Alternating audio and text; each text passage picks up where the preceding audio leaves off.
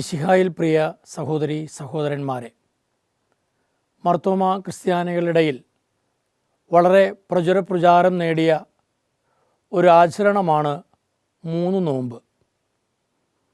പോർച്ചുഗീസുകാരുടെ വരവും ഉദയംപേരൂർ സൂനാദൂസും വരെ വളരെ കർക്കശത്തോടുകൂടെ അവർ ആചരിച്ചിരുന്നതാണ് ഈ മൂന്ന് നോമ്പ്. മൂന്ന് നോമ്പിനെക്കുറിച്ചുള്ള തർക്കവിതർക്കങ്ങളിൽ പോർച്ചുഗീസുകാർ ഉദയംപേരൂർ സൂനാദൂസിൽ നോമ്പ് നിരോധിച്ചില്ല എങ്കിലും അതത്ര പ്രോത്സാഹിപ്പിച്ചില്ല എന്നതാണ് സത്യം.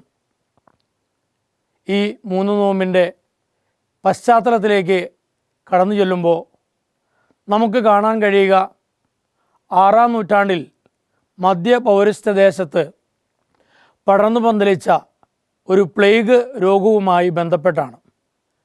പ്ലേഗ് ബാധിതരായ വിശ്വാസികൾ കർത്താവിനോട് പ്രാർത്ഥിച്ചു. ഒരു മാലാഖ പ്രത്യക്ഷപ്പെട്ടുകൊണ്ട് അവരോട് 3 ദിവസം ഉപവാസവും പ്രാർത്ഥനയും അനുഷ്ഠിക്കുവാനായിട്ട് ആവശ്യപ്പെട്ടു. അതൊരു തിങ്കളാഴ്ചയായിരുന്നു. ആ തിങ്കളും ചൊവ്വയും ബുധനും അവർ നോമ്പ് നോൽക്കുകയും ഉപവാസം അനുഷ്ഠിക്കുകയും ചാക്കുടുത്ത് ചാരം പൂശുകയുമൊക്കെ ചെയ്തുവെന്ന് ചരിത്രം പറയുന്നു. ആ 3 ദിവസത്തെ ഉപവാസത്തോടുകൂടെ ആ വസന്തയിൽ നിന്ന്, ആ പ്ലേഗിൽ നിന്ന് ജനം മുഴുവൻ രക്ഷപ്പെട്ടു. തുടർന്ന് അതിൻ്റെ ഓർമ്മയ്ക്കായി എല്ലാ വർഷവും ഈ 3 ദിവസം നോമ്പ് നോക്കുന്ന ആചരണം മധ്യപൗരസ്ത്യ ദേശത്ത് പ്രചാരം നേടി. അത് സ്വാഭാവികമായും മിഷണറിമാരിൽ നിന്ന് മർത്തോമ ക്രിസ്ത്യാനികളുടെ ഇടയിലേക്കും പ്രചാരം നേടിയ ഒരു നോമ്പായിട്ട് മാറി. പിന്നീടാണ് ഈ 3 നോമ്പിനെ യോനായുടെ പുസ്തകത്തിൽ കാണുന്ന 3 ദിവസത്തെ ഉപവാസവും പ്രായശ്ചിത്തവും പ്രാർത്ഥനയും ഒക്കെയായിട്ട് ബന്ധപ്പെടുത്തുന്നത്. ചരിത്രപരമായിട്ട് ഈ 3 നോമ്പ് ഈ മധ്യപൗരസ്ത്യ ദേശത്തുണ്ടായ വസന്തയിൽ നിന്ന് രക്ഷപ്പെടാൻ വേണ്ടി ജനം ആചരിച്ച 3 ദിവസത്തെ നോമ്പും പ്രാർത്ഥനയുമാണ്. ഇന്ന് നമുക്കറിയാം 3 നോമ്പ് നമ്മുടെ ഇടയിൽ നിലനിൽക്കുന്നുവെങ്കിലും അത്ര പ്രചാരത്തിലില്ല എന്നതാണ് സത്യം. ചില പള്ളികളിൽ വളരെ ആഘോഷമായിട്ട് കൊണ്ടാടുന്നു. ഉദാഹരണത്തിന് കുറവിലങ്ങാട് പള്ളി.